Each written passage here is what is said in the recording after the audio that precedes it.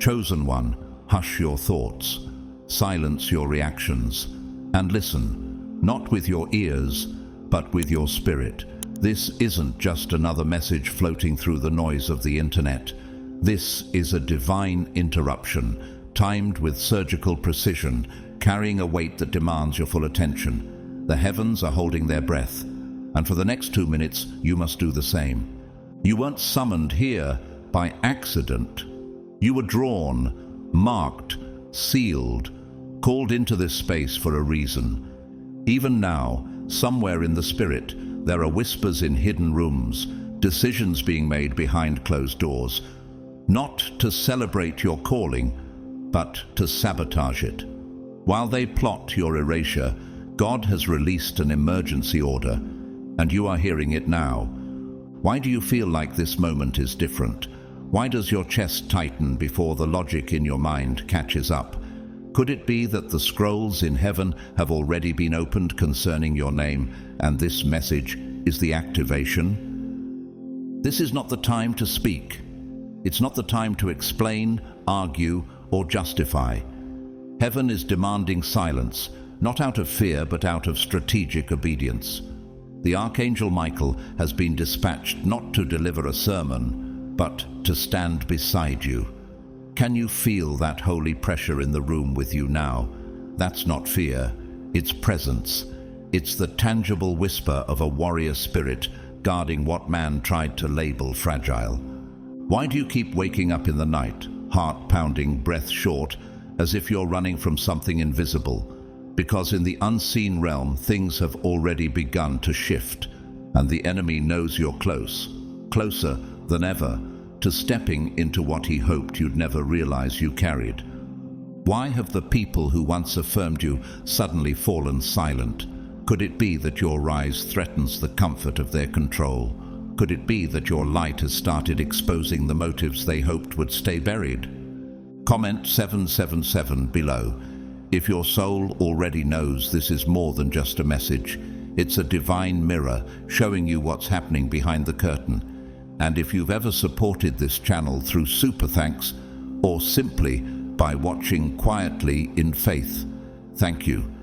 You've helped bring this moment to life, for yourself and for others who need it now more than ever. Stay still, stay alert, stay under the covering of silence. Because the moment you try to explain what's unfolding, you give the enemy language to manipulate it. But when you remain silent, heaven speaks on your behalf. Matthew 5:16 says, "Let your light so shine before others." But right now, your shine is not in what you say, it's in what you don't say. Could it be that your silence is the exact sound that shatters the enemy's illusions? Could it be that every unspoken moment right now is preparing a public reversal that no man can stop? You are not weak. You are wise. You are not afraid. You are armed. And the silence you're holding now will become the roar of justice later. So don't leave. Stay with this message. Because after these 2 minutes pass, you won't be the same, and neither will the war that's been surrounding you. Let's begin. God's chosen ones, you have exactly 2 minutes. Don't speak a word.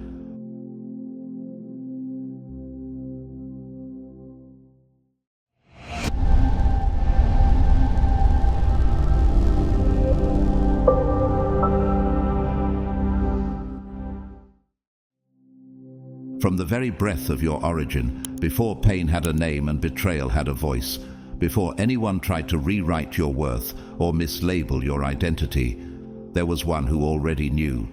The Lord was not waiting to be informed about your significance. He authored it.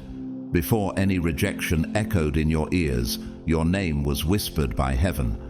Not in fleeting ink, not in passing thought, but engraved upon eternity's foundation. Sealed not in wax, but in covenant. Can you feel the gravity of that truth? Before their silence, God was already singing over you. Before their schemes, He was weaving you into the fabric of divine strategy. Before they tried to erase you, He had already written you into the storyline that can never be edited by man. Why do they try so hard to minimize your presence? Why are your words often met with dismissal? Why does your very being seem to threaten rooms that have never welcomed your light? Could it be that what they fear most is not your voice, but your existence? You carry what they cannot counterfeit: favor, truth, and assignment. Like Joseph, you have done nothing to warrant their jealousy, but dream. Genesis 37 tells us it wasn't his actions that provoked hatred, but the coat he wore and the promise he represented. You too wear a spiritual robe, and without speaking a curse, you reveal systems that have been festering in the dark. Not through accusation, but revelation. Not through conflict, but through presence. What if I told you they're not afraid of your ambition, but of your anointing? Not intimidated by your personality, but by your permission from heaven. This is why they whisper in secret rooms, forming quiet alliances of resentment. Your name is being spoken, but not in honor, in strategy. They hope to delete you from stories they don't own. But can a shadow erase the sun? Can a whisper drown out a trumpet? You are not being overlooked, you are being preserved. When God shields, he doesn't explain. And when he hides you, it's never punishment, it's preparation. Pope Francis, a global religious leader known for his humility and justice-driven voice, once said, "True power is service." That's what they missed about you. They thought your silence meant weakness, but it was sacred restraint. They thought your refusal to retaliate meant surrender, but it was spiritual dominion. You didn't lose control. You handed the battle back to heaven. Isaiah 49:16 echoes like thunder in the soul. See, I have engraved you on the palms of my hands. Your walls are ever before me. When you are inscribed upon divine hands, no earthly committee can cross you out. Every time someone tries to shut a door behind you, they forget the hinges are heaven's. And now, while they scheme and plot, the Lord listens, not with alarm, but with authority. Luke 12:2 exposes the illusion of secrecy. There is nothing concealed that will not be disclosed, or hidden that will not be made known. If the Lord hears what they say in darkness, why do they speak as if he doesn't reign over it? Their strategies are nothing more than sandcastles against a tidal wave. You are not battling for position, you are fulfilling prophecy. Do you remember Esther? She didn't beg for an audience, she was placed. And even when the enemy schemed through Haman to exterminate her people, the Lord turned the plot on its head. Her obedience unlocked national deliverance. Mordecai once said to her, "Who knows but that you have come to your royal position for such a time as this?" Esther 4:14. What if the injustice you endured wasn't a detour, but a divine setup? You're not crazy for sensing the shift. There's a reason the rooms you enter suddenly grow quiet. A reason eyes avert and conversations stall when your spirit walks in. They're not seeing just you, they're confronting what you carry. Your presence brings exposure, not by force, but by frequency. And those who have built empires in shadows will always panic when light arrives. In a dusty border town, a school custodian named Manuel spent years sweeping hallways and fixing lights. No one noticed his hands were also building blueprints in the margins of his notebook. He never mentioned it. Until one day, a visiting architect dropped his portfolio and saw Manuel's sketches. That moment sparked a conversation. Within a year, Manuel was on a design team for one of the city's largest cultural centers. They laughed at him until he drew the impossible. He had no credentials, only calling. And sometimes that's all heaven needs to start a fire. The ocean doesn't apologize for its depth, and neither should you. Why do you think whales sing at frequencies human ears can barely detect? Some truths are too deep for surface-level understanding. Some callings are too profound to be validated by popularity. You are not shallow enough for the applause of the masses. Your assignment was never to impress them, it was to shake foundations. They don't hate your name, they hate what your name interrupts. You are not a person to them, you are a disruption. But what if disruption is the first step to deliverance?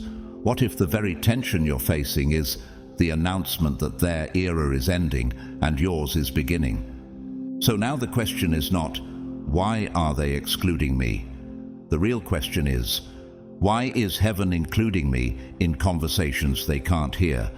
Why do you keep surviving situations that should have crushed you? Why do the closed doors never seem to lock you out for long? Why does your very presence provoke conviction without a single word? What does it mean when your silence speaks louder than their noise? You were not born to blend. You were born to blaze. What they meant to ruin you with is already being re-engineered into the very doorway that will establish your next level. The trap they set has unknowingly become the ground on which your testimony will stand. Heaven has always had a history of bending injustice into purpose.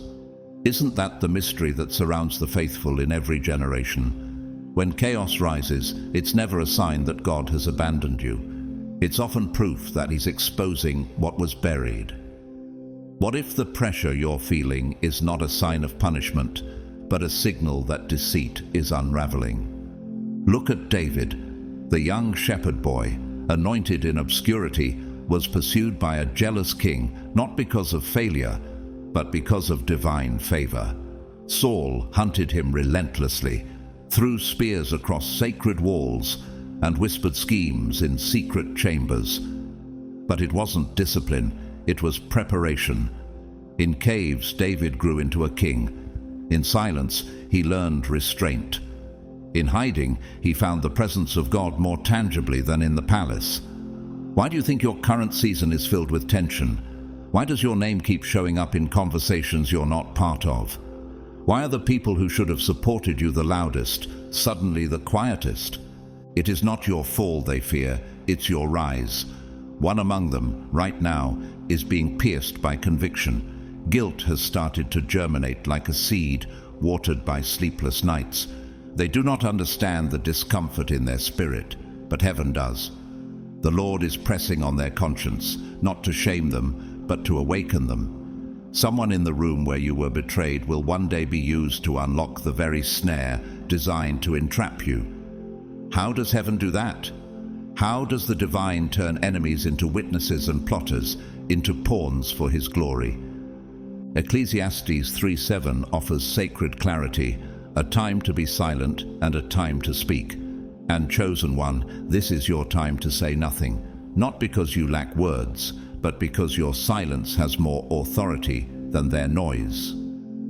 Can you feel the tension between vindication and stillness? The flesh wants to respond, to correct, to defend, but the Spirit says, be still. There is strategy in restraint. Psalm 46:10 does not suggest stillness as passivity. It declares it as power. Be still and know that I am God. You're not frozen, you're focused. You're not avoiding battle. You're honoring the timing of the one who never loses one. Right now, in unseen realms, Archangel Michael has not dropped his sword. He watches, not with worry, but with divine assignment. You are not unguarded. Your name is not vulnerable. It has been written on a scroll held by one who does not sleep. Do you truly grasp what that means? Your assignment is being protected not by opinion, but by covenant. He is not guarding you to spare you from hardship, but to preserve you through it. The trap they dig for you will become their own fall. The words they murmur will boomerang as the very proof of their exposure. You won't need to speak. They'll be undone by their own echo. In the shadows of political oppression, a woman named Sophie Scholl once chose silence as her resistance. A German student during the Nazi regime, Sophie and her brother distributed leaflets exposing the regime's crimes. When caught, she refused to beg or curse. In court, she stood silent, poised, unbroken. Her final words before execution: "What we said and did is what many are thinking, they just don't dare to say it." Her silence thundered louder than propaganda. What if your stillness right now is echoing into places louder than your voice ever could? Somewhere in rural India, a man named Arjun ran a small orphanage. For years he was accused by nearby villagers of stealing government food rations. He never defended himself publicly. Instead, he kept serving the children and praying over each meal. Months later, one of his accusers suffered an illness and needed urgent shelter. Arjun took him in without hesitation. That man later confessed the lies, cleared Arjun's name, and used his influence to build new housing for the orphanage. Justice didn't come by argument. It came by endurance. Is that what you're doing now? Enduring your way into vindication? Can you see the pattern? Heaven's most powerful moves often happen in sacred silence. The moon does not shout, yet it commands the tides. Seeds do not scream while sprouting, yet they change entire landscapes.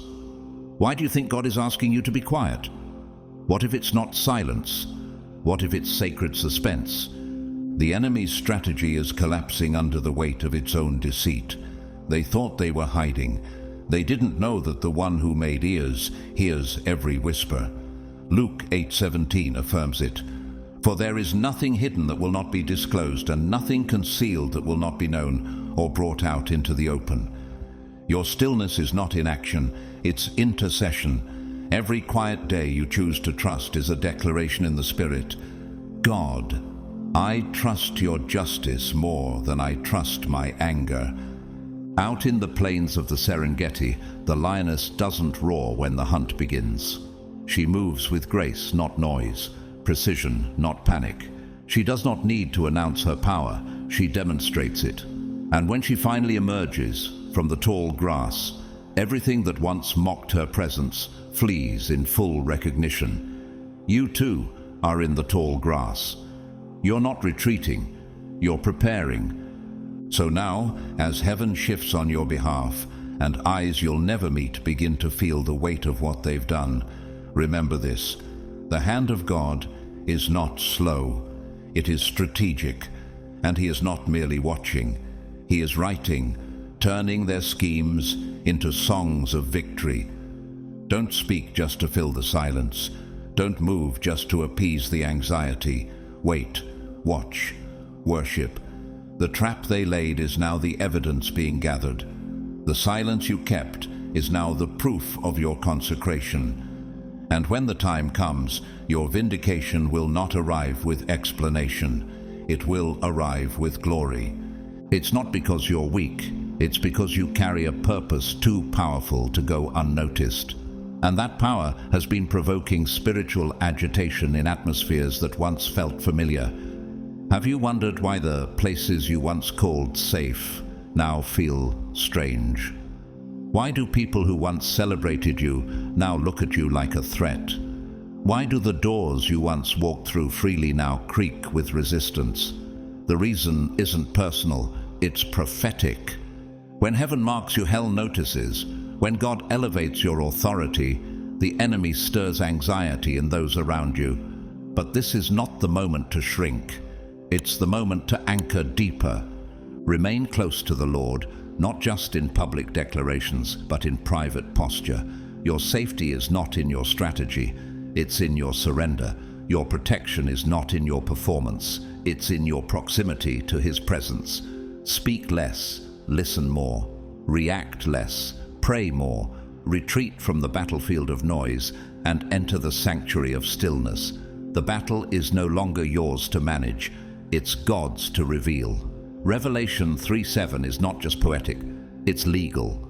What He opens, no one can shut, and what He shuts, no one can open. So why fear those who do not hold the keys? They want to erase your name. But how can they erase what they didn't write? You are not their project, you are God's poem. And when the author writes, no editor can override the final line. Why do they labor so hard to silence you? Could it be that your very presence disrupts their illusion of control? You've become a mirror that reveals their misalignment. You weren't made to appease them. You were appointed to awaken something higher in this generation. Dietrich Bonhoeffer, a German theologian who stood against the Nazi regime, once said, "Silence in the face of evil is itself evil." He didn't fight with swords, he resisted with truth. He died for refusing to conform, but even in death, His legacy thundered through time. What if your resistance to blend in is the very act that births a new movement? What if your quiet refusal to bow to the pressure becomes the seed that splits a spiritual Red Sea? And speaking of seas, remember Moses. When he stood at the edge of the impossible, the Red Sea before him and Pharaoh's army behind, the people cried out in panic. But God didn't tell Moses to fight. He said to stretch out his hand. Exodus 14:14 declares, "The Lord will fight for you. You need only to be still." Do you see the thread? In every chapter of divine breakthrough, stillness becomes the posture of power. You are not helpless. You are aligned. Something is already shifting. Can you feel it in your bones? That tightness in your chest, that ache behind your eyes. It isn't just emotion, it's your spirit recognizing truth. The tears are not weakness, they are water breaking open the birth of something holy. Have you been sensing a heaviness lifting as you read this? Has your heart started beating differently, as if responding to something ancient and alive? That is confirmation. You are not crazy, you are awakening. A woman named Lena, a school teacher in a quiet village, lived with the burden of shame after being falsely accused of cheating on an exam system she helped develop. The town whispered, friends vanished, students hesitated. But Lena said nothing. She kept teaching, kept praying. Months later, one of the real culprits, her own colleague, confessed in a recorded voice note that he had framed her out of envy. The school reinstated her with honor, but by then, her impact had already doubled. Her silence wasn't surrender, it was sanctified patience. Can you wait long enough for truth to reveal itself? You've always been set apart. The moment you inhaled your first breath, heaven breathed intention into you. And you've felt it ever since, haven't you? That invisible weight, that sacred loneliness, that feeling of being different, even when surrounded. Why does it feel like you're walking upstream while others float downstream with ease? Why are your convictions deeper, your battles heavier, your nights longer? It's because you were chosen not just for survival, but for significance. A newborn eagle is pushed from the nest, not to punish it, but to unlock what was hidden in its wings. No one teaches it how to fly, it remembers. And in the same way, you are remembering who you are. Your pain wasn't proof that you were forgotten, it was the echo of your calling. You're not blending in because you were never designed to. Your purpose is disruptive because it is divine. So now, in this moment, let the revelation settle. Let it become marrow in your bones and breath in your lungs. You don't need to chase clarity, it's chasing you. You don't need to demand recognition. Heaven already knows your name. And when heaven speaks your name, the earth must shift. You were never a mistake. You were never too much. You were never invisible to the God who formed you in fire and carved you from covenant. And if you're wondering why the pressure is building now, it's because breakthrough is not coming. It's already here. And now that memory is piercing their thoughts like a sword, because conviction does what manipulation never could. It reaches the marrow. They remember your loyalty not as a weakness, but as a testimony. They recall the moments you stayed silent when you had every right to speak. And their conscience, once comfortably numb, is starting to awaken with heat. Why now? Why are they suddenly bothered? Why does your absence echo louder than your presence ever did? Because the Lord is not only vindicating you, He is preparing to elevate you in the sight of those who thought they buried you. But what they meant as a burial is being revealed as a planting. You were not covered to decay, you were hidden to develop. Seeds don't rot in the soil, they awaken, and you, chosen one, are breaking through. Psalm 23:5 is not just a poetic promise, it is your portion. You prepare a table before me in the presence of my enemies. So while they thought they were organizing your erasure, heaven was setting your place. While they scribbled your name in margins, God was engraving it into the invitation. Why do you think they're so agitated now? The enemy doesn't waste energy on what doesn't pose a threat. If he's been persistent, it's because you've become disruptive. Your presence has started shaking the foundation of lies others have built their identity on. Your clarity confronts manipulation. Your existence challenges their illusion of control, but they are not the architects of your life. God is. They didn't call you, so they can't cancel you. And while they speak in secret, heaven is about to speak publicly. Do you hear the sound in the spirit? It's not the roar of resistance, it's the trumpet of recognition. Harriet Tubman, once an enslaved woman and later a legendary abolitionist, had no title, no platform, no legal power, but she carried an authority that systems couldn't touch. She said, "I freed 1,000 slaves. I could have freed 1,000 more if only they knew they were slaves." What she carried threatened an entire infrastructure of oppression. Your calling has the same effect. It liberates, it challenges, it agitates. Is it any wonder why you've been resisted? You must trust this even now, especially now, when your prayers feel unanswered and your strength feels thin. Why does it hurt so much to keep standing? Why does obedience sometimes feel like a private war? Why does clarity come with such a cost? Because what is pure is proven under pressure, like olives crushed for oil or grapes pressed for wine. Your calling is being refined, not reduced. Heaven trusts you with this crushing because it knows the fragrance that will be released. Psalm 138:7 proclaims it clearly, "Though I walk in the midst of trouble, you will revive me. You will stretch out your hand, and your right hand will save me." This is not a poetic hope. It's a legal declaration in the courts of heaven. You are not walking through trouble alone. You are being revived inside it. The pain you feel is not the end. It's the energy before resurrection. Not long ago, in a coastal town, a man named Elias ran a non-profit for recovering addicts.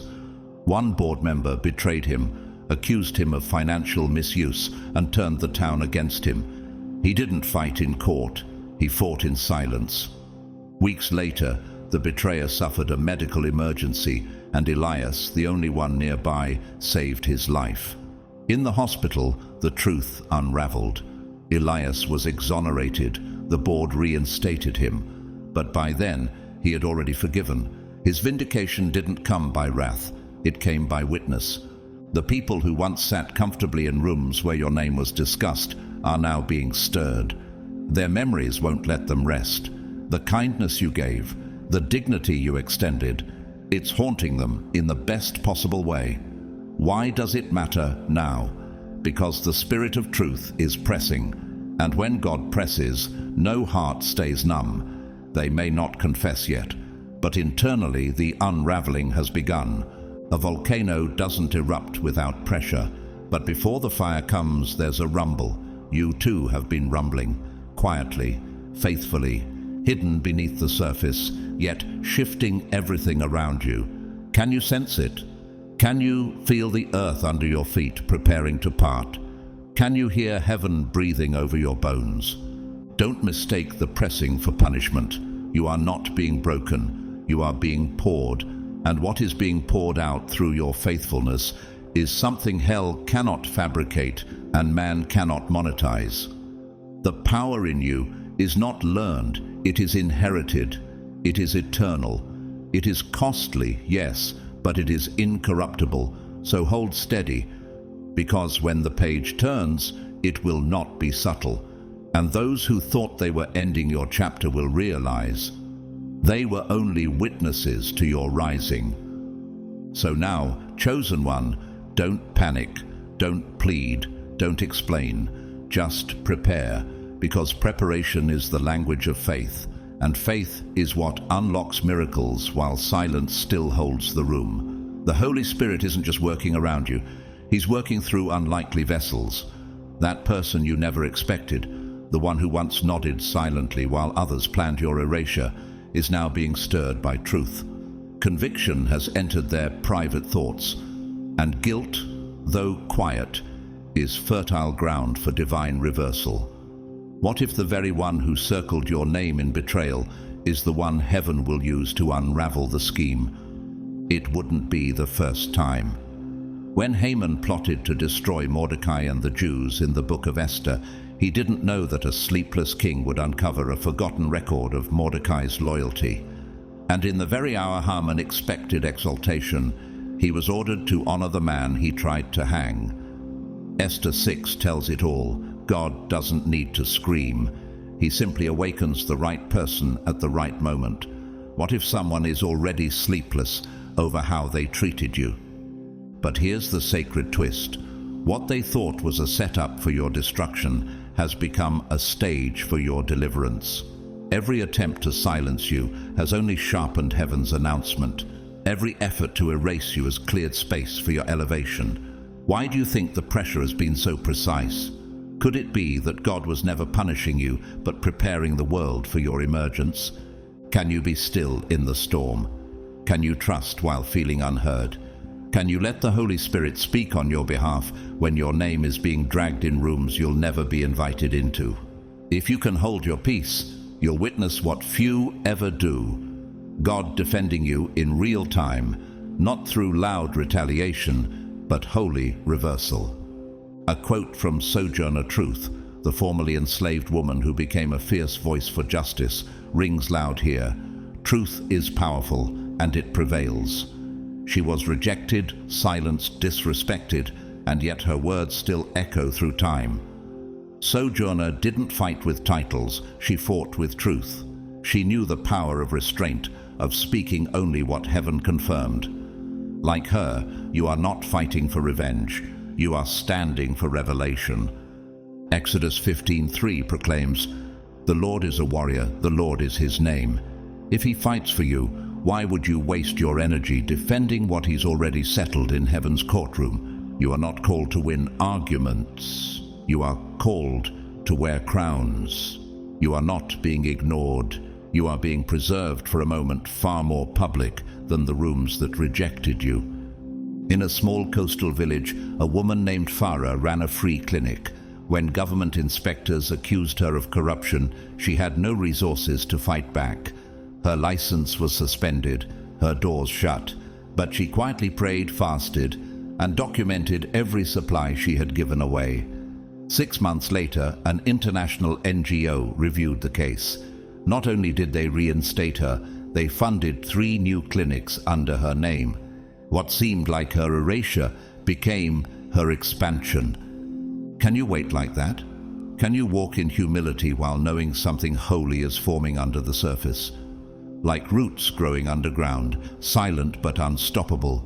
Like tectonic plates shifting in the deep, unseen but powerful. Like caterpillars cocooned in darkness, preparing for impossible flight.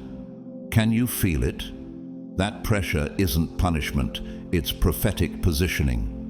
Your silence isn't weakness, it's sacred alignment. You've become a living contradiction to their expectations.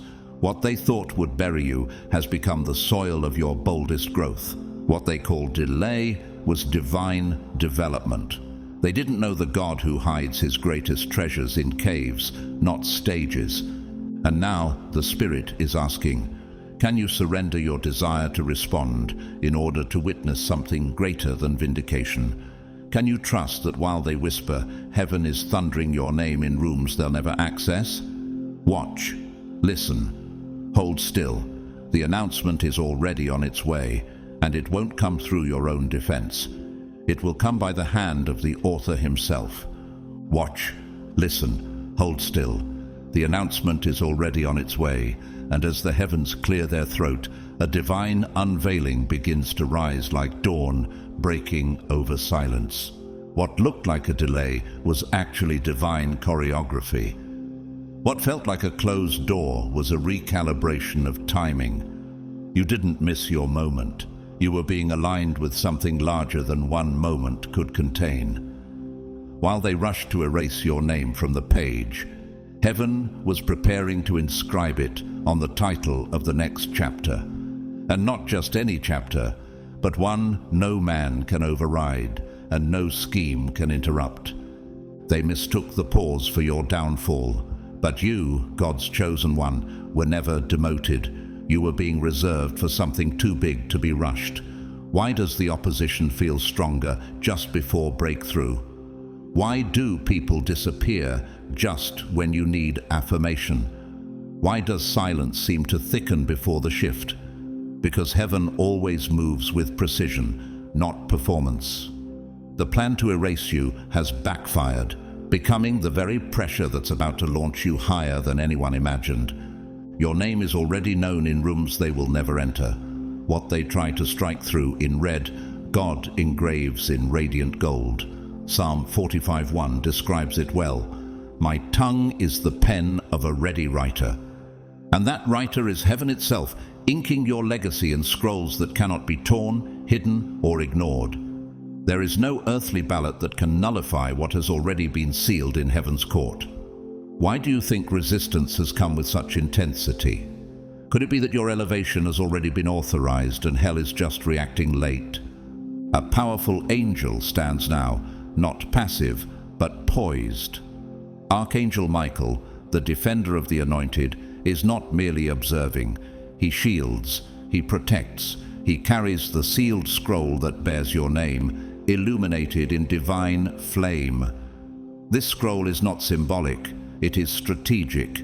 It holds your assignment, designed specifically for you before time ever ticked. The scroll contains movements only your feet can walk, gates only your voice can unlock, and seasons that won't open unless you arrive. What once felt forgotten is now being summoned. But before the scroll is released, you must understand this. Your survival wasn't accidental. All the times you barely made it, all the nights when fear nearly drowned your praise, those were not luck. They were covenant. Deuteronomy 7:9 reminds us, Know therefore that the Lord your God is God. He is the faithful God, keeping his covenant of love to 1,000 generations. You were not overlooked, you were overprotected. You were not spared by chance, you were selected by choice. Have you ever stopped to wonder why they couldn't break you? Why their words, though sharp, didn't cut as deep as intended? Why your soul still breathes after the betrayal? It's because heaven drew a circle around you. You were marked, guarded, not because you are better, but because your purpose is essential. And if your purpose is essential, then your protection is non-negotiable. Consider the prophet Jeremiah, who was nearly silenced by rulers and false prophets alike. He wept in solitude, thrown into cisterns, ridiculed and rejected, yet God's word in him became like fire shut up in his bones. Jeremiah 29. He couldn't stop even when he wanted to. That's how purpose works. It keeps burning when everything else is soaked in discouragement. Have you felt that lately? The ache to speak, but the restraint to wait. The sense that something is about to shift, even when nothing around you has changed. That's not restlessness, that's revelation. That's the scroll coming closer.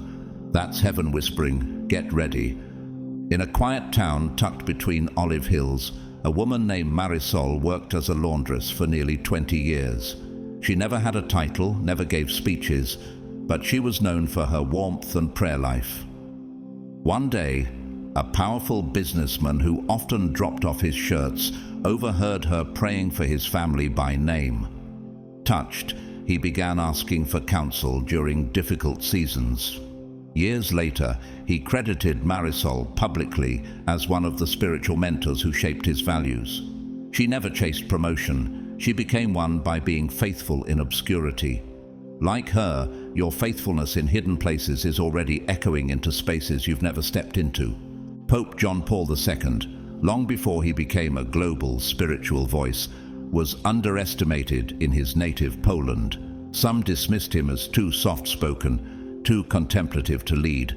But in his quiet strength, God was shaping a man who would help dismantle oppression and inspire millions.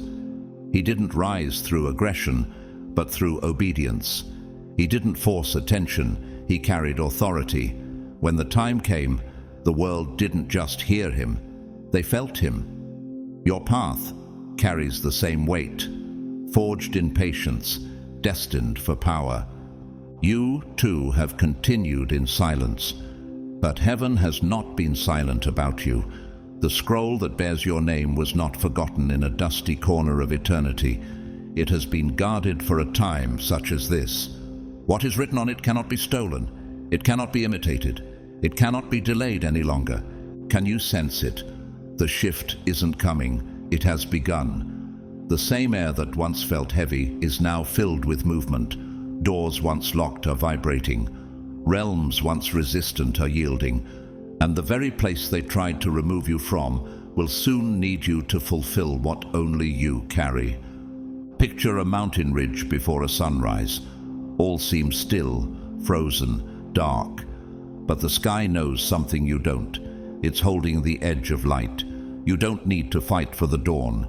You only need to remain in position to rise with it. So now, chosen one, stand still, because heaven is opening the scroll and your name is glowing in fire.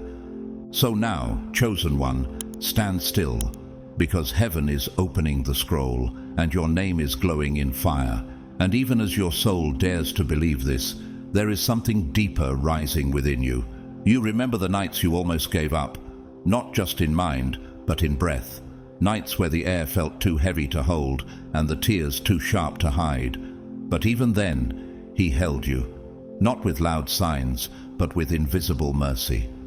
During the days when their silence felt like agreement with the lies, when no one stood up for you, he covered you. You didn't survive because of your strength. You survived because heaven never removed its hand. But now, the warfare feels heavier, the tactics more sophisticated. This isn't just rumors whispered in corners. This is paperwork. This is email threads, forged narratives, and meetings behind closed doors. This is targeted, specific, designed to erase. But what they don't know is that they are touching something untouchable. Your name does not belong to their systems. It was not written in pencil by the opinions of man. It was sealed in covenant, and that seal cannot be broken. Psalm 20 verse 6 declares, "Now I know that the Lord saves his anointed. He answers him from his holy heaven with the saving power of his right hand." You are not at the mercy of their pen. Heaven holds the original copy, and the very ink they use to draft your removal is about to underline your rise. They think they are planning your exit, but God is writing your entrance, and not just through a door, but into a destiny. Can you feel it? That tension in your bones is not anxiety, it's anticipation. You're not going backward, you're being reintroduced. And the table they once denied you access to, you don't need it anymore. God is not reserving you a seat. He's building a new room around you.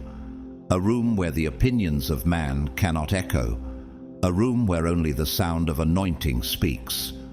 Why try to force your way into a space God is leading you out of? You're not paranoid. That discomfort you sense in your spirit, that unrest when someone smiles at you with eyes that don't match their words, that's not overthinking. That's discernment. That's your spirit catching frequencies your ears cannot detect. That's why conversations feel strange. Why atmospheres shift when you enter. Your soul knows before your mind can explain, but don't fear. Deuteronomy 31:8 says, "The Lord himself goes before you and will be with you. He will never leave you nor forsake you. He has already walked ahead of you. Every word they plotted, every phrase they edited, every door they tried to lock, he heard it all before it was even spoken, and still his verdict stands. You are not being removed. You are being restored. What was stolen will return sevenfold, not by force, but by justice. What they closed in pride will swing open by power. What they misjudged in error, heaven will now vindicate in public." Isaiah 54:17 is not wishful thinking, it's legal ground. "No weapon formed against you shall prosper, and every tongue that rises against you in judgment you shall condemn." This isn't just about clearing your name, It's about elevating your voice. And when God elevates, he doesn't ask for permission. Nelson Mandela, unjustly imprisoned for 27 years, never fought for revenge. He prepared for reconciliation. The same prison that was meant to break him became the training ground for his leadership. When he emerged, it wasn't bitterness that filled the air.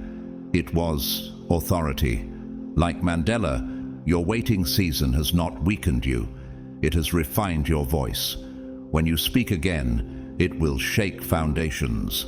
And in a village nestled near terraced rice fields, a seamstress named Hannah once embroidered scripture, verses into the inner linings of clothes she donated to orphaned children. She was mocked by locals, dismissed as overly spiritual. But years later, when one of those children, now a grown leader, opened his old jacket in a moment of crisis and found the verse, it changed his life. He later funded schools in Hannah's name. She never knew how far her obedience reached, but heaven did, and so does yours. Look to the wind before a storm. It doesn't roar. It hums. It shifts direction. The birds quiet. The trees pause. There's a reverence in the atmosphere when heaven prepares to move. That's what you're feeling now. The stillness before reversal. The holy silence before divine announcement. So stay steady. Stay surrendered. Stay undistracted. You don't need to explain yourself in rooms where God has already judged in your favor. The courtroom of heaven is not waiting on cross-examinations. It has already ruled. And you, chosen one, are about to rise with the force of every promise that has ever been whispered over your life. So now, chosen one, stand still, because heaven is opening the scroll and your name is glowing in fire. Let these words go deeper than fear has ever reached. Let them sink beneath the layers of disappointment, of betrayal, of being misunderstood. This is not a warning. It is not a threat. This is a divine declaration, and it carries the authority of eternity.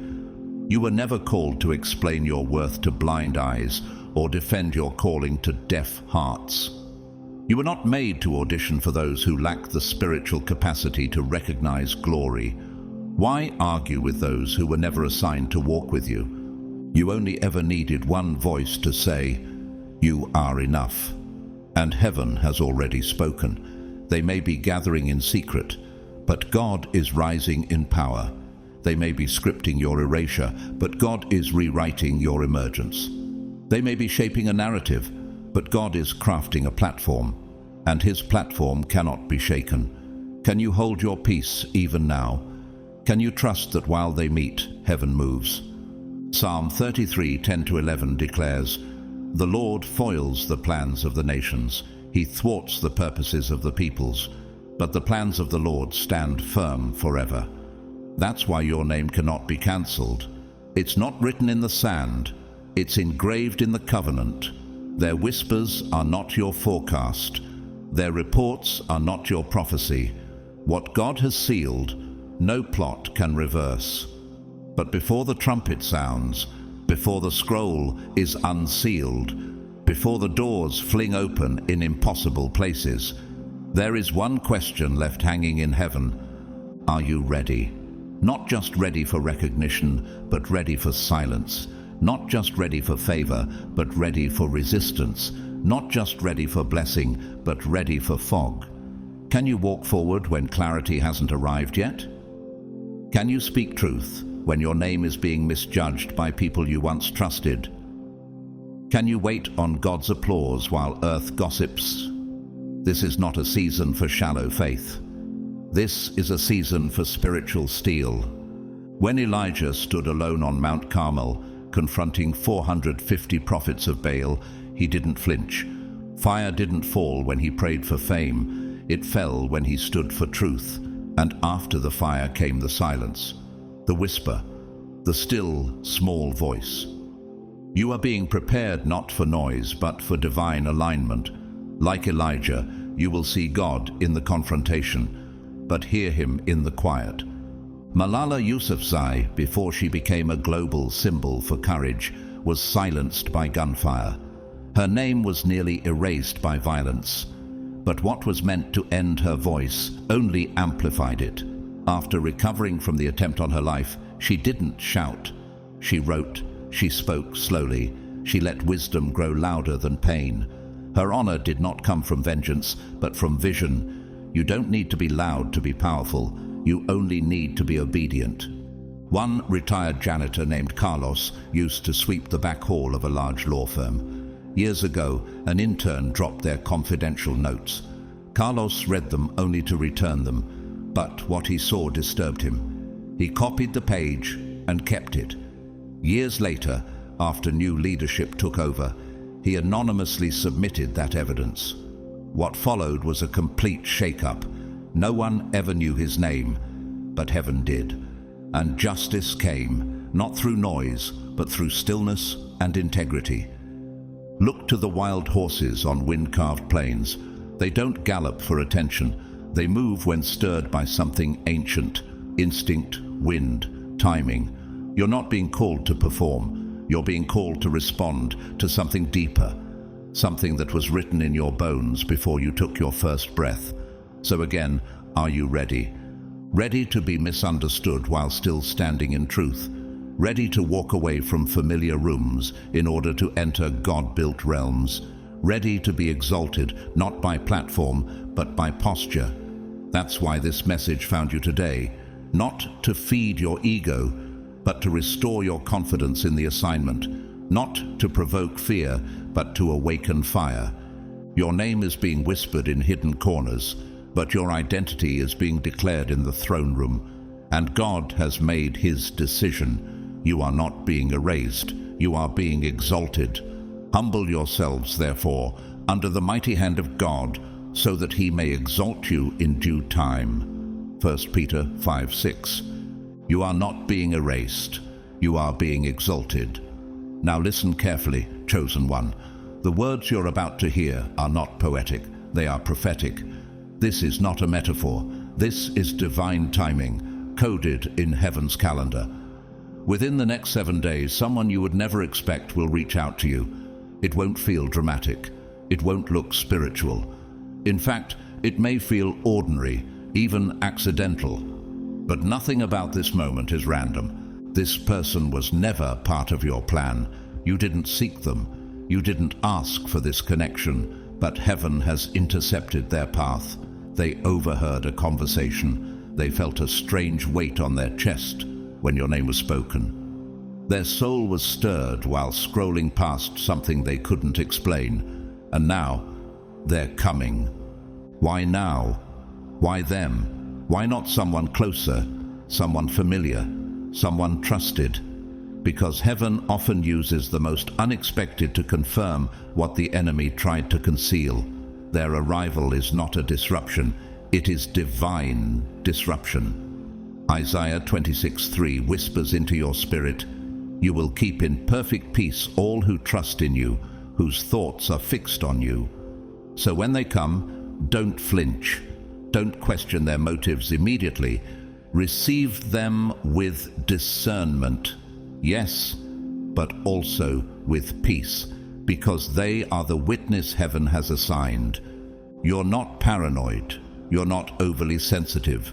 You're not too spiritual. You are discerning what cannot be seen with flesh. That pulse in your spirit, that unrest when certain people walk in the room, that heaviness before betrayal happened. That was never your imagination. It was insight from the Spirit. What if what you've called overthinking was actually God's early warning system? Think of Joseph, falsely accused and imprisoned, forgotten by men, but remembered by God. It wasn't his best friend who called him out of the prison. It was Pharaoh's cupbearer, the most unlikely connection, who suddenly remembered Joseph's gift. Genesis 40:1 records how Joseph's name rose in a moment of crisis, not because Joseph pushed for attention, but because heaven pulled his name to the surface. Could it be that your name is rising in a room right now, and you don't even know it yet? Shirin Ebadi, the Iranian human rights lawyer and Nobel Peace Prize winner, was exiled and silenced by her own government. But through a hidden trail of international allies, her voice continued to reach global audiences.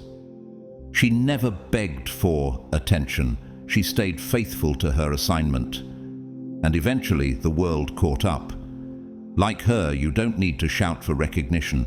When heaven places a mantle on you, even closed doors cannot ignore it forever.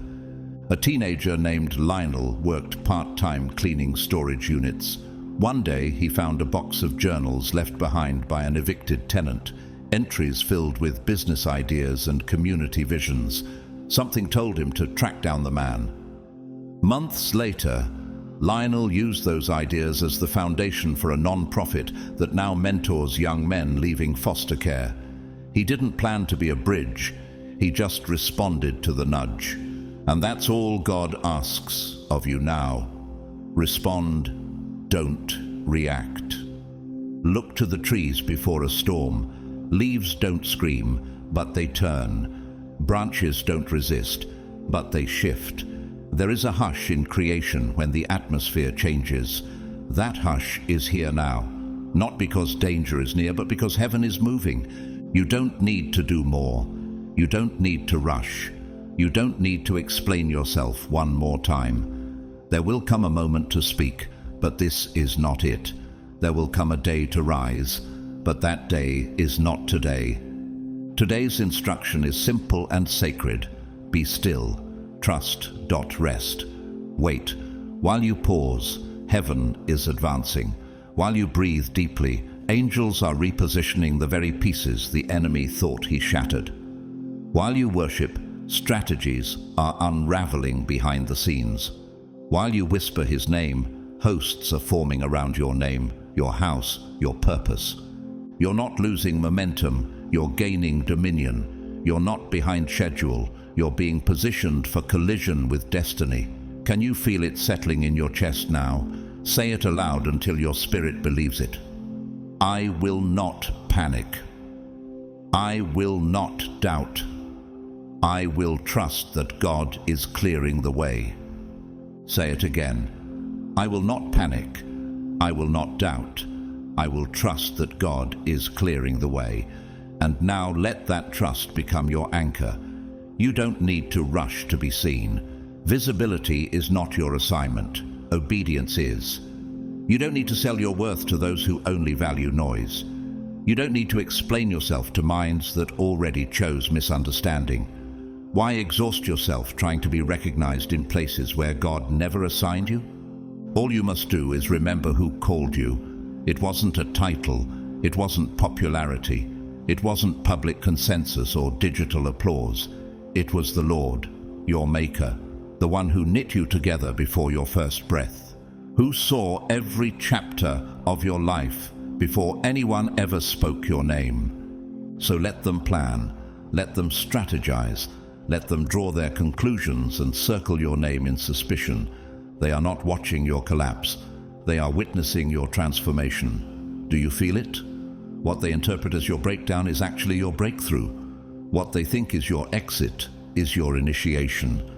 Why are they so confused by your quietness? Because they can't discern the weight of what's happening inside you. This is not danger, it's transition. You are not being erased, you are being refined. Gold does not shine by chance. It is drawn out through flame, through separation, through heat that removes what doesn't belong. Could it be that the pressure you're under is proof that your purity is surfacing? What if the furnace you're walking through isn't meant to kill you, but to cleanse you? Isaiah 43. 2 declares with fierce tenderness, when you pass through the waters, I will be with you. When you pass through the rivers, they will not sweep over you. You're not drowning, you're crossing, you're not sinking, you're shedding. Every drop of discomfort is dislodging the lies that tried to define you. Think of Job, stripped of everything, misunderstood by friends, accused by the enemy. And yet, when the test was over, Job 42:10 says, "The Lord restored his fortunes and gave him twice as much as he had before." But more than the wealth, Job gained something eternal, spiritual clarity. He said, "My ears had heard of you, but now my eyes have seen you." What if this trial is birthing a revelation you couldn't access through comfort? Nina Simone, legendary artist and activist, once said, "You've got to learn to leave the table when love is no longer being served."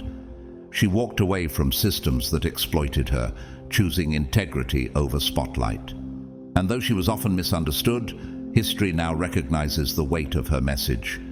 Like her, your refusal to perform is not rebellion, it's reverence. Outside a warehouse in the outskirts of the city, a man named Dario kept delivering groceries long after his shift ended. No one asked him to. He simply knew which households had too much pride to beg. Years later, when that same neighborhood was nominated for government revitalization, Dario was named Director of Community Strategy. His elevation wasn't the result of marketing. It came from consistency. Quiet obedience built a reputation louder than promotion ever could. Have you noticed how the sky changes before a storm breaks? The wind slows, the colors shift, birds go silent. Even creation pauses before something powerful moves across the land. That's what's happening now. You're in the stillness before the scroll is revealed. And when it is, they won't just see your name. They'll see the fire it was written in. So ask yourself, why are you here? Why are you still breathing after what tried to break you? Why does your name survive every accusation? Why does your gift still stir rooms that try to deny you? Why hasn't the darkness consumed you? Why does the weight make you wiser instead of weaker? Why does heaven keep whispering your name in the silence? Because they thought they were closing your story. But God is just turning the page. And the scroll that bears your name is not written in pencil. It cannot be edited by fear. It cannot be erased by envy. It is written in holy flame. The scroll is no longer sealed. Archangel Michael is not just guarding, it has begun. As he unfurls the ancient parchment, a wave of divine momentum is being released with such intensity that even your enemies will feel it in their bones. Don't be surprised if they grow nervous without knowing why. Don't be shocked when hesitation floods their meetings. What they planned in secret is unraveling in silence, not by force, but by fire. Not through your striving, but through his sovereignty. You are not returning to what they arranged for you. You're being pulled into what heaven designed before the foundations of the world were laid. And now the shift begins. Can you sense it? One person in that meeting will feel the weight of an unseen hand. Their heart will beat faster. Their mouth will suddenly dry. They'll say what no one expects. "I don't think we should do this." Another will pull back. Another will grow silent. Another will feel nauseous for reasons they can't explain. Why is this happening? Why now? Why such resistance to a plan they once supported? Because God has entered the room. His hand is hovering over every document, every message thread, every whispered strategy. He is nullifying words that were never truth. He is burning contracts built on betrayal. He's erasing names from false accusations and underlining yours with glory. What man called exposure, God is turning into exaltation. Proverbs 19:21 reminds us, "Many are the plans in a person's heart, but it is the Lord's purpose that prevails." His purpose cannot be postponed by protocol. His verdict cannot be appealed. Heaven has stepped in, and no man, no institution, no political agenda can halt what has already been released. He's uprooting what was buried in silence. He's exposing what was hidden in pride. He's restoring what was taken in shadow. And this isn't just about survival. It's about placement, elevation, and fulfillment. You won't be returning to who you were. Why would you? That version of you has already served its purpose. You are stepping into what has always been yours. And now, the timing is no longer pending. It's active. Can you accept this positioning? Can you embrace visibility without shrinking? Can you stand in what God is building without apologizing for being chosen? Can you release what was and step fully into what is? Queen Esther, hidden for years in the palace, was suddenly summoned not just to survive but to stand. Her moment didn't come when she was ready. It came when she was obedient. And it was her obedience in silence, her fasting, her hidden preparation that birthed a public reversal for her people. What if your silence has been your most strategic weapon? Martin Luther King Jr., long before the world recognized his voice, was dismissed as idealistic. Yet he didn't stop walking. He didn't stop writing.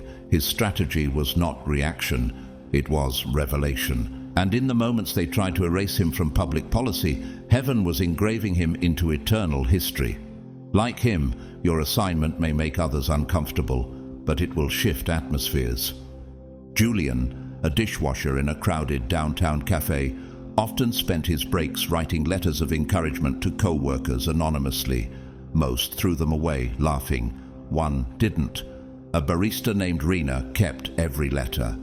Years later, she became head of a non-profit focused on workplace mental health and named the movement after those letters. Julian never posted a single quote, never spoke on a stage, but his obedience still echoes in places his feet never walked. Why do you think your impact must be loud to be holy? Why do you assume that because you're hidden, you're forgotten? Why do you feel delayed when God is still preparing the platform? Why do you shrink when heaven is enlarging your name? Why do you try to explain when God is already defending? Why do you fear they'll win when God already said you passed the test? You didn't pass by performance, you passed by surrender, not by noise, but by stillness, not by arguments, but by alignment. James 1:12 declares, "Blessed is the one who perseveres under trial, because, having stood the test, that person will receive the crown of life that the Lord has promised." And even if the environment hasn't changed yet, your atmosphere has. Your alignment has. Your assignment has been affirmed. Celebrate now, not because you see it yet, but because it's already been released in the realm that matters most, the spiritual. What's moving toward you is holy. It's not just a blessing, it's a reversal. It's a reintroduction. It's a restoration. The earth groans before an earthquake. Stillness hovers. Birds vanish. Animals tremble. Creation senses before man sees. And just like that, your spirit is sensing something others haven't named yet. Because it's not coming, it has begun. You, chosen one, are not on the sidelines. You are at the center of the next miracle. You were not being removed. You were being remembered. And that remembrance didn't come in a flood of noise. It arrived in the hush of heaven. The breakthrough didn't need trumpets. It only needed timing. You felt it, didn't you? That invisible moment when the pressure lifted, when the breath you didn't know you were holding finally released, when the ache in your soul loosened just enough to make room for light. It didn't come loudly, but it came with authority. And in that silence, you discerned something ancient and holy. The hand of the Lord reaching into your situation, not to edit it, but to rewrite it completely, burning every lie and illuminating every truth with fire and light. So here's what heaven is whispering now. Chosen one, will you rise gently when you're restored? Will you remember that it wasn't your resume that saved you, but your redemption? That it wasn't your perfection, but your position in God's heart? That when you're placed back in the center of what tried to reject you, you won't retaliate, you'll radiate. How will you walk now that the room can't deny your mantle?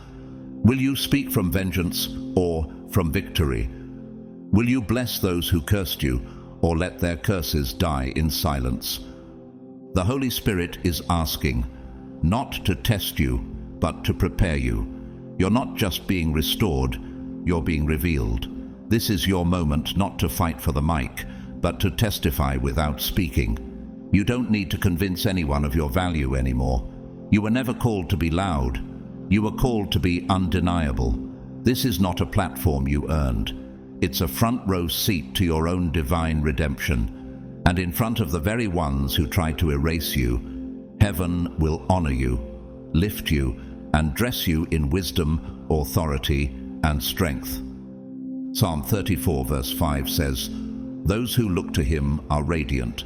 Their faces are never covered with shame." This isn't just a poetic verse, it's a spiritual law.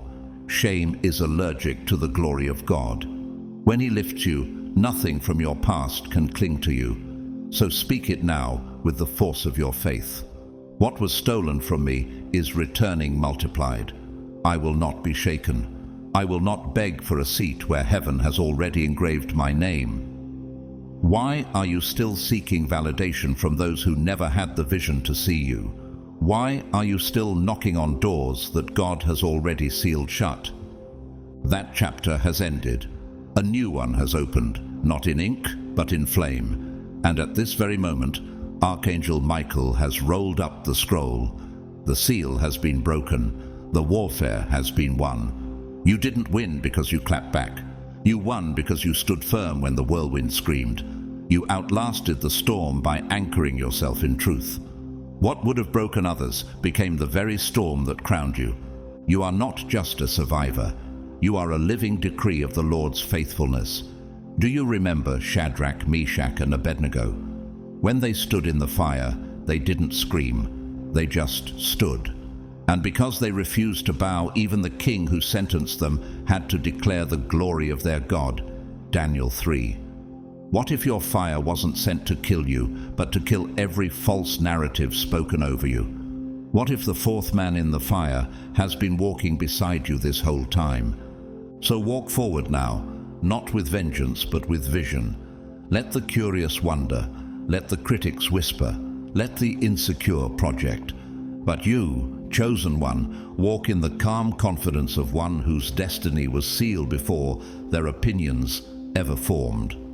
Why seek revenge when heaven has already responded? Why retaliate when resurrection is already in motion? Why plead with Pharaoh when the Red Sea is already parting? You are not being forgotten. You are being favored, not as a backup plan, not as a substitute, but as a centerpiece of divine intention. Someone once tried to count you out, but they forgot you were never on their ledger to begin with. You were hidden in the vault of God's design. Do you see now that their closed meetings weren't your rejection? They were your redirection. This is not the kind of miracle that demands noise. This is the kind that changes atmospheres. Pope Benedict XVI, a deeply theological and contemplative figure, once said, "The world offers you comfort, but you were not made for comfort. You were made for greatness." What if this moment of silence is not comfort, but greatness in disguise? What if the stillness you've endured is the signature of divine strategy? In a quiet Midwestern town, a woman named Elena was fired from her position as a school administrator. No explanation, just politics. She didn't argue. Instead, she planted a garden in the empty lot next to the school. Over time, it became a refuge for children with nowhere to go. 5 years later, that garden became a non-profit youth center, funded by the very district that dismissed her. She didn't scream to be heard. She let fruit speak. And fruit always speaks louder than defense. The eagle doesn't waste its energy fighting crows. It simply flies higher. And as it ascends, the air thins and the crows fall away. Isn't that what's happening to you now?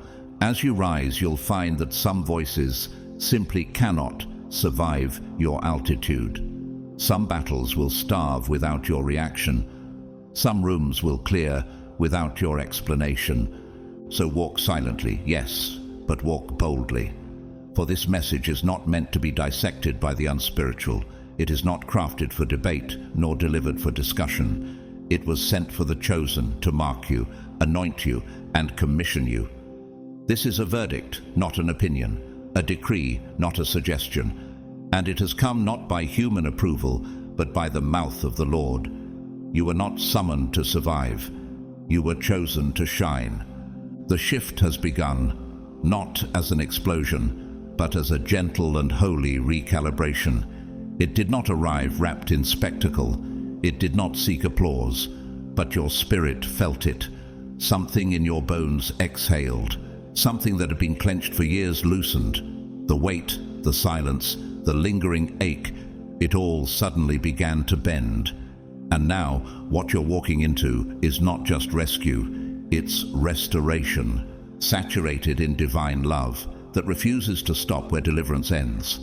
The love of God doesn't just pull you from the pit, it rebuilds you into the palace.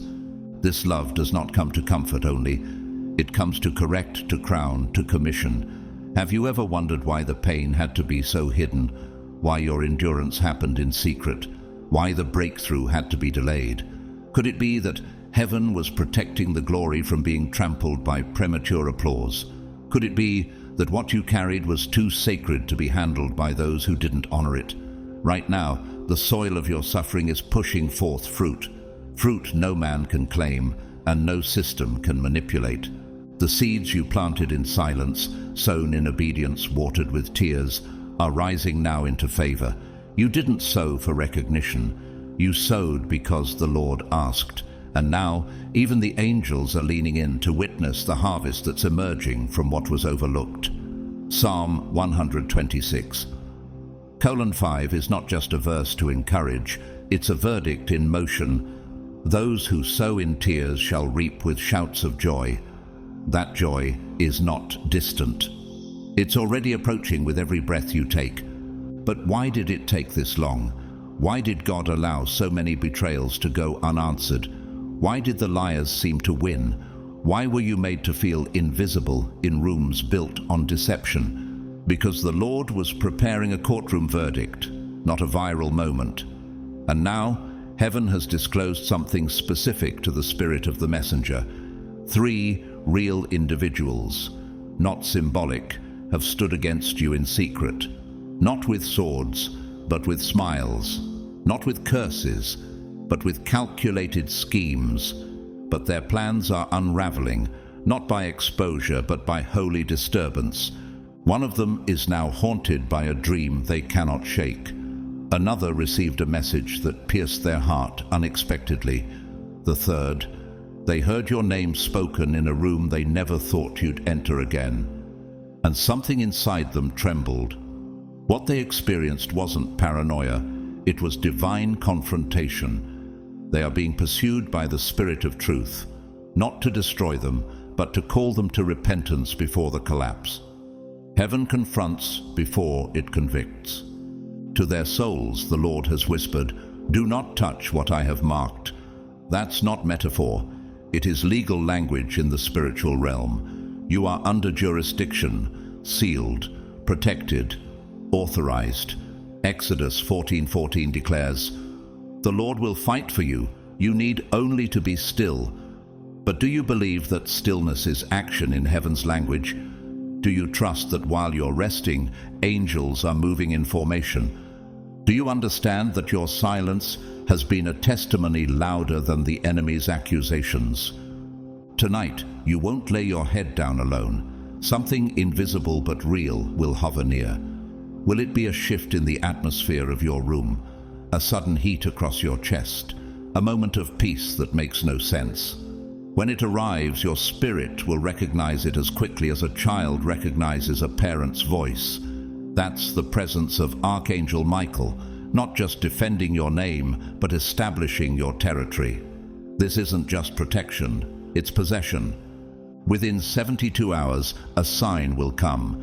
It won't be grand, it won't need validation, but it will mark the confirmation of heaven's alignment.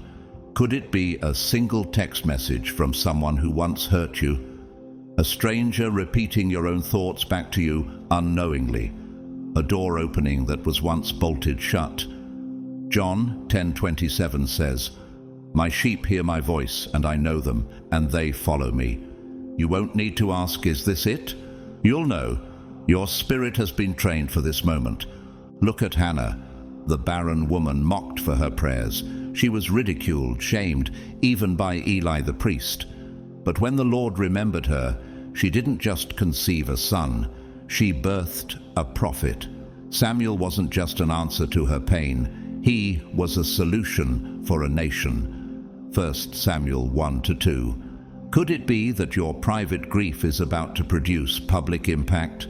Could it be that your tears were the labor pains of something far greater than personal redemption? In our generation, former World Vision President Richard Stearns once shared how walking away from a lucrative CEO role to lead a faith-based non-profit was mocked by corporate peers.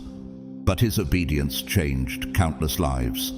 He wrote, "Sometimes God calls you to something that won't make sense until after you obey.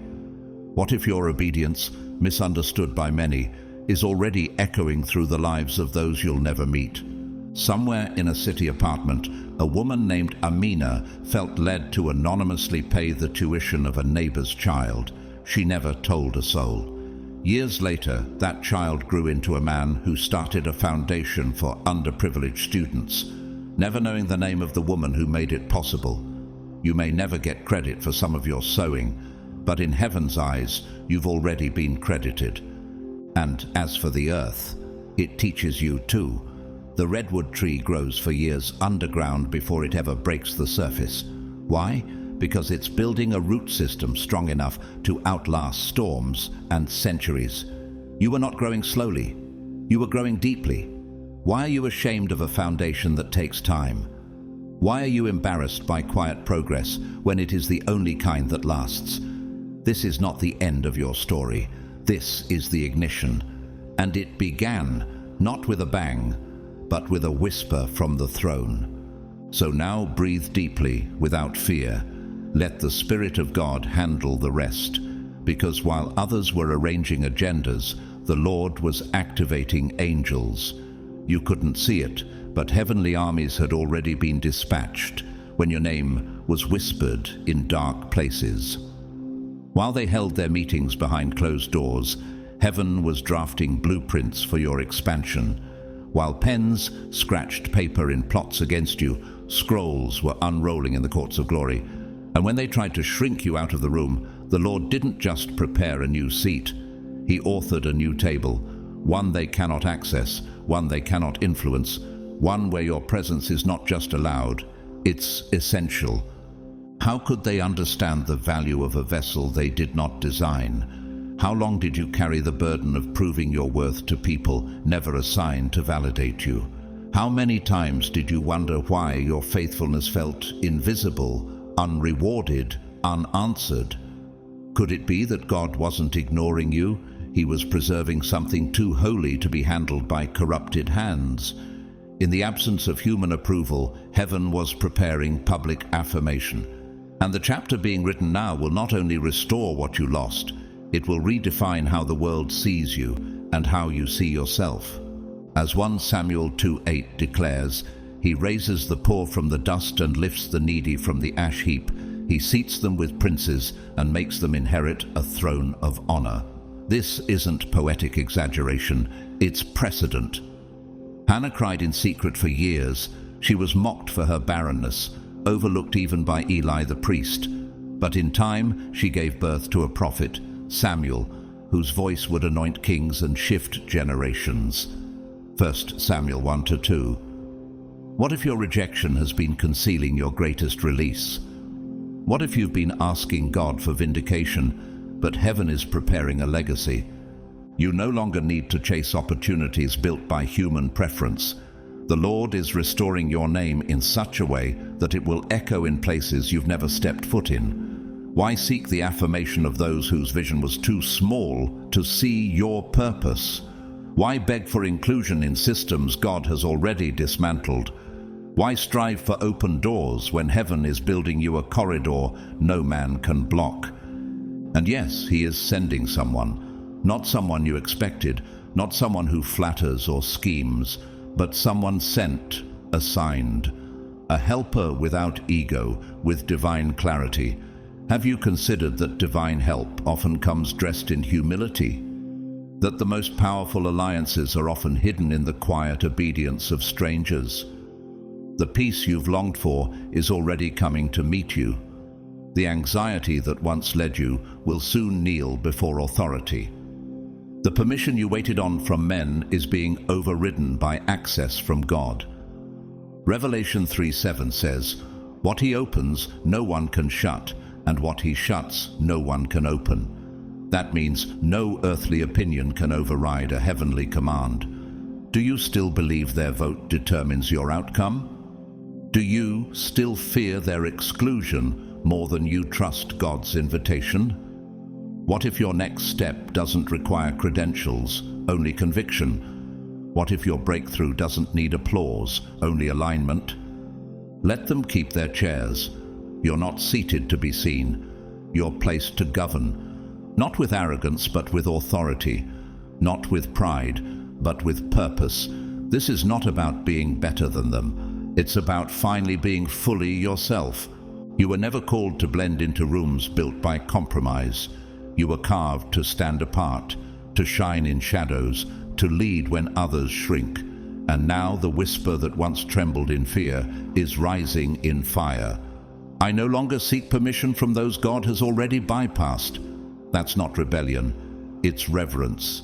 Reverence for the calling that refused to die, even when your spirit felt crushed. They didn't break you, they revealed you. Their plan backfired because it activated the fire within you. What they meant to bury you with became the soil of your next season. You are not the result of their rejection. You are the response of heaven's yes. And now the gates are opening, and you, chosen one, are walking through, not timidly, but with holy boldness. During the civil rights movement, a woman named Ruby Bridges was only 6 years old when she integrated an all-white elementary school in New Orleans. Escorted by federal marshals and scorned by crowds, she walked silently each day through hatred, just to go to school. Her courage was quiet, but history still reverberates with its sound. She wasn't trying to make history. She was obeying a calling. Could your obedience, even when unseen, be changing more than just your life? Meanwhile, in a small rural village, a man named Malik continued delivering water to his elderly neighbors every day during a drought. No one asked him. No one paid him. He simply couldn't ignore the need. Years later, one of those neighbors was a retired city official who quietly arranged for Malik to receive a government grant for his own clean water business. What if kindness in silence builds bridges louder than ambition in noise? Like the moon pulling at ocean tides without saying a word, your presence is shifting atmospheres. Like wildflowers blooming through concrete, your resilience is announcing revival. Why then do you keep doubting your authority? Why do you question your impact just because it doesn't come with claps? The lion doesn't ask for applause before it roars. The mountain doesn't need permission to cast a shadow. And this new chapter, it will not be merely redemptive, it will be redemptive and radiant. There will be laughter, not the nervous kind, but the kind that heals memories. You will be surrounded not by spectators, but by sent ones, hearts that see you, not for what you survived, but for what you carry. They will not flatter you, they will fortify you. So if your body feels tired, if your voice has quietly asked, God, how much longer? Hear this, not much longer. The verdict has already been written. The scroll has already been read. The gavel has already dropped. And your name has been cleared in the Spirit. Now rest, not in fear, but in finality. You are no longer being tested. You are being trusted. Trusted with territory. Trusted with influence. Trusted with purpose. So inhale peace and exhale pressure. This isn't the end, it's your release. What you carry now is undeniable, not because you explained it, but because you embodied it. And when those who once discredited you now ask how you walked through fire without the smell of smoke, you won't need to justify anything. You'll simply say, the Lord warned me. The Lord stood with me. The Lord turned it around before they even knew what happened. Because this isn't recovery, it's resurrection. And resurrection doesn't return you to what was. It reveals what never existed before. Chosen one, are you ready for that kind of transformation? Can you imagine a future that doesn't resemble your past? Have you realized that God isn't recycling blessings, but releasing blueprints from realms untouched by earth? Why still compare your next season to the last when heaven is unveiling parts of your identity even you never saw? Pieces of your purpose, once buried under confusion, warfare, and betrayal, are surfacing now like jewels from deep earth, not by accident, but by divine appointment, not because you pushed, but because your suffering soil cracked open under the weight of persistent faith. And this new season carries a fragrance unfamiliar to your past: peace, belonging, and alignment. What if the people entering your life now aren't here to teach you lessons, but reflect the healing within you? What if their presence is strategic, not seasonal? What if these new connections weren't assigned to manage your pain, but to multiply your promise? Can you believe some relationships were reserved for the healed version of you? These people won't compete with your mantle. They'll complement it. They won't question your vision. They'll protect it. Their presence will confirm that heaven heard your whispered prayers. You won't need to test them. Your spirit will know. These are sent ones, not convenient ones. They will see who you are, not just what you do. And the doors opening now won't creak or slam shut. These aren't fleeting chances. They're foundations. What once felt like warfare will now become sanctuary. Can you trust that you're stepping into a chapter where striving ends and stillness begins? Can you believe you'll no longer perform to be seen, but simply exist in the fullness of your calling? Isaiah 61:7 declares, "Instead of your shame, you will receive a double portion. You will rejoice in your inheritance." That promise is alive now. What if the land you once feared is now your inheritance? What if places that once rejected you must now honor your oil? Even the way you hear the Lord is changing. He's not just the deliverer, but the rewarder. His voice isn't just rescue, it's reassurance. Philippians 4:7 says, "The peace of God will guard your hearts and minds in Christ Jesus." This peace is a fortress, anchoring you amid applause, guarding you from needing their approval. You'll walk in rooms with no insecurity. Your steps will echo refinement. You'll speak from breakthrough, not bitterness, and you will laugh freely because fear is gone. The fear of rejection, erasure, being too much or not enough. Gone. Replaced by holy confidence. Say it now, not trembling, but trusting. "I trust you, Lord, to handle what I cannot explain." And He will. He's already assigned angels, sealed the scroll, and set the stage. While you were surviving, He was preparing. While you wept, He was weaving. What looked like wandering was divine itinerary. Desmond Tutu once said, "Hope is seeing light despite all the darkness." Through exile and threats, he radiated joy and declared reconciliation. Could your scars, like his, be not signs of defeat, but marks of a mantle? Is your joy now prophetic? A young barista named Jovan was overlooked daily, yet he quietly prayed over each cup he served. One day, a weary traveler, an editor, noticed his kindness. A year later, Jovan's poetry was nationally published, not by advertisement, but by heaven's orchestration. What if your unseen posture has already drawn favor? And nature. The forest doesn't beg to grow. It grows in sacred cycles. The oak doesn't rush its roots. The mountain doesn't flinch under thunder. So why question your pace? Why mistake delay for denial when God always works through depth, not speed? Stop worrying about those who went silent. Stop chasing applause from people who couldn't honor you. That chapter is over. That sentence is closed. You owe no one closure when heaven already declared completion. You don't need to explain your deliverance to those who never prayed for your survival.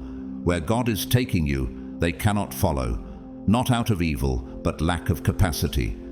But you, chosen one, you are ready. You stood when others fell. You worshipped through tears. You believed with no evidence but a whisper. And now, what you carry is not just purpose, it's proof. You're not just carrying purpose, you are walking in prophetic evidence. When those who once doubted you ask how you survived, they won't get a speech. They'll feel the weight of your anointing before you say a word. You won't need to defend what only heaven could build. This isn't just redemption, it's resurrection. And resurrection doesn't shout, it moves quietly and still shakes the earth. What if they never apologize? Will that diminish your deliverance? What if your peace speaks louder than their confession? What if the next chapter isn't about reconciling with people but aligning with heaven? They may not understand, but they will not be able to ignore you. As your steps echo through halls they once barred you from, they'll sense the shift. You weren't erased, you were re-inked by God's hand. Not just remembered in heaven, but confirmed on earth. The Lord is sending people who will recognize what others misjudged. They'll see your oil, not your history. They'll hear the Spirit before your story. They'll be drawn not to perfection, but to your authority. Have you ever wondered how God would repay your pain? Could it be that while others wrote you off, heaven was writing you in? Now the world will see why God didn't let you give up. You're not just surviving, you're emerging. Like Joseph, thrown into a pit, but rising to feed those who betrayed him. Genesis 45, 4-8. You weren't sent for their approval, but for their deliverance. So walk softly, with fire in your eyes, stillness in your chest. You've been given victory, not as a trophy, but as territory. Why explain what was never meant for public consumption? Why prove a journey only heaven witnessed? This message was never for the crowd. It was whispered to your soul. And when the Lord whispers to the chosen, the earth trembles. He has always been with you, not occasionally, but covenantally. Even now, through Archangel Michael, the Lord says, there is more to give. That's not just comfort, it's a call. When God covers, He never forgets. When He speaks, He rebuilds. Receive this not as text, but as oil to your spirit. What they tried to remove you from wasn't your final place, it was your testing ground. The real story begins now, not with applause, but with that moment you look in the mirror and say, they didn't break me. I became everything heaven whispered. Will they recognize the radiance in your face, the fire in your steps, the peace in your voice? You won't have to tell them. Your presence will change the atmosphere, like a storm alters the air before a drop of rain. Your spirit will shift every room before a word is spoken. Even those who doubted will feel it. They may not describe it, but they'll know. This is someone who's been through fire and came out glowing with heaven's breath. You won't shrink again. You won't beg for space, love, or affirmation. That chapter is closed. That version of you is buried. Now stands one crowned with stillness, cloaked in clarity, moving in holy confidence. Romans 8:16 says, the Spirit Himself testifies with our spirit that we are God's children. That's a seal, unchangeable. No betrayal or delay can remove it. Even now, something eternal is unfolding. Not just affirmation, but reactivation. You are not just called, you are claimed. The Lord is branding your name with purpose, anointing your thoughts, directing your steps, and empowering your voice. In the hidden realm, He places a crown, not the one you chased in weariness, but the one always meant for the faithful you, the one who prayed in secret, the one who chose silence over revenge, the one who built without applause. You're no longer waiting or wondering, you're now walking in what the fire prepared you for, and that activation needs no crowd. It begins in quiet surrender, in bold trust. It's not a reward for performance, it's identity revealed, like Moses, called from the burning bush, like David, chosen in a forgotten field. The same God is calling you now, in the glow of your obedience. Through Michael, He declares, you are not late, you are right on time. Corrie 10. Boom once said, you don't need a crowd when heaven stands to its feet. She survived the Holocaust, forgave her captors, and walked in authority, born of alignment, not applause. And in a quiet village, a woman named Solène baked bread not to sell, but to feed widows. One day, a lost chef tasted it and wept. Months later, her name appeared on the menu of a Michelin-starred restaurant, not because she sought fame, but because she sowed in secret. Your hidden obedience has always been enough. Consider the glacier, vast, quiet, yet shaping continents. That's you. Holy weight, silent movement, undeniable impact. So don't wait for applause. Let the angels rejoice. Let heaven thunder. You don't need recognition to validate revelation. Just keep walking, head lifted, heart surrendered, eyes on the one who never stopped writing. You weren't being removed, you were being remembered. And though this feels like an ending, the Spirit says, I'm not finished. The surrendered heart always longs for one more whisper. Here it is. This is not closure, it is consecration. You are not who you were. You are not carrying the same fears. You are not chained to old shame. He who began a good work in you will carry it on to completion. Philippians 1:6. And that work? It's happening now. This was never just protection from a plot. It was preparation for your promotion. Welcome to the unveiling. That promotion, the one you thought was delayed, won't come by votes or validation from doubters.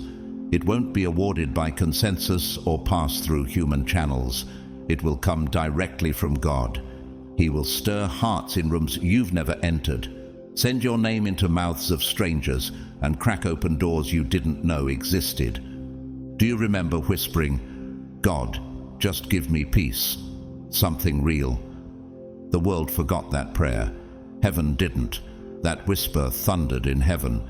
Now the answer isn't just comfort, it's confirmation. Not just relief, but recompense. Could the silence you felt have been the foundation God was laying for your elevation? Could their plotting have only fulfilled prophecy? Like Joseph, betrayed and forgotten, yet chosen to feed those who wronged him. Genesis 45. You've been preserved, not to retaliate, but to restore. Heaven didn't cancel their meeting to erase you. It held a higher one to expand you. What they tried to cover, God is commissioning. Right now, angels aren't just shielding you. They're escorting you into places where your voice is honored, your wisdom requested, your presence shifts atmospheres. Do you believe your prayers created entry points for heaven's plan? Do you see your obedience as a gateway? You chose truth over compromise. You honored God in the shadows while others chased applause. And now, God is doing something no one else can take credit for. He'll lift you so undeniably that your only response will be, only God could have done this. Let that rise from your spirit like prophecy fulfilled. God, I trust your reward is greater than my rejection, because it is. It always was. As you rest, peace will wrap you like a mantle. Confidence will guide you like a compass. The scroll of your destiny is already signed in heaven's ink.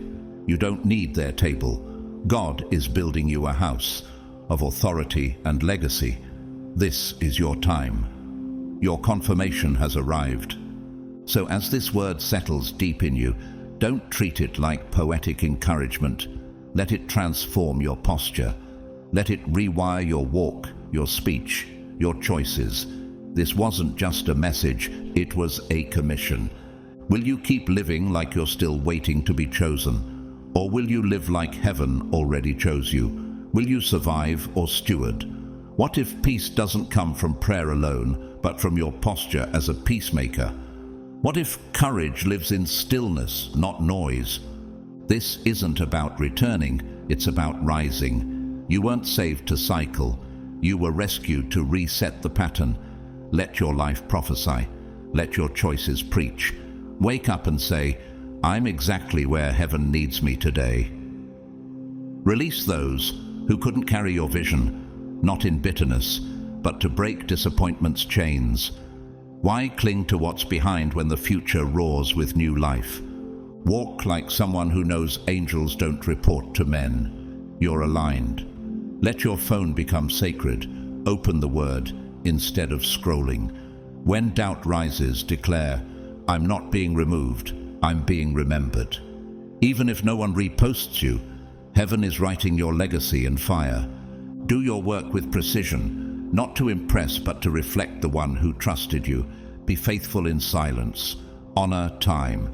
Speak gently when misunderstood. Give your best even unseen. What was once mundane is now sacred ground. When weariness creeps in, remember, strength isn't always thunder. Sometimes it's quiet resolve. Sometimes it's hope. You're not chasing anymore. You're walking in. The scroll with your name hasn't just been read. It's being walked out now. You're not in limbo. You're in motion. Heaven isn't asking for perfection, only participation. So ask yourself daily, what can I align with God's author destiny? That conversation you're avoiding? That room where you've been shrinking? That yes you've been scared to say? Your obedience is generational. Let it prophesy what your past couldn't. The fruit is coming. John Wesley once said, I set myself on fire, and people come to watch me burn. He wasn't boasting, he was describing surrender. Could your surrender, not your perfection, be what the world's about to witness? And in a quiet town, Noelle rises at 4 a.m. to pray for young women. No title, no stage, no followers. Yet healing flows from her prayers. Her obedience made space for lost daughters. She didn't need applause, only assignment. Look at the desert flower. No one applauds its bloom, yet it thrives where nothing should. Why has your journey felt dry? Maybe your roots go deeper than anyone knew. Now you walk, not with permission, but with power. You no longer hope for change, you embody it. For those watching, unsure if your transformation is real, let your life be the answer. Let your endurance speak louder than words. Your confirmation isn't coming, it's here. You felt it, didn't you? That quiet pull in your spirit, that holy tension between silence and knowing. Because this wasn't just 2 minutes on a screen, this was heaven interrupting your atmosphere. Chosen one, what you've just received wasn't information, it was impartation, a sacred moment sealed in silence, not meant to be shared with the crowd, but to be stewarded in secret. You don't owe anyone an explanation for the shift they now sense on you. Let the oil speak. Let your peace testify. Let the stillness hold its weight. If this word found you in the exact moment you needed it, if your heart burned in places even you had forgotten, don't let it pass without response. Type, "It's sealed," or "I receive it" in the comments. Let that be your public Amen to a private visitation. And if this channel continues to be a lifeline, a place where heaven and earth collide, like, subscribe, and share this message. Your support doesn't just help the algorithm, it helps spread revival disguised as whispers. To every single person who's prayed, commented, or generously sown into this space through super thanks, thank you. Whether you gave publicly or sat in silent agreement, you are part of this divine assignment. Now may the presence of God surround you like a cloud. May His still voice be louder than every storm. May peace settle in the rooms that once held panic. May divine clarity replace every question. And may your life begin to radiate what words can no longer contain. You don't need to speak right now, you just need to carry, and the world will soon recognize what heaven already confirmed. Until next time, walk quietly, burn brightly, and remember, you have been marked.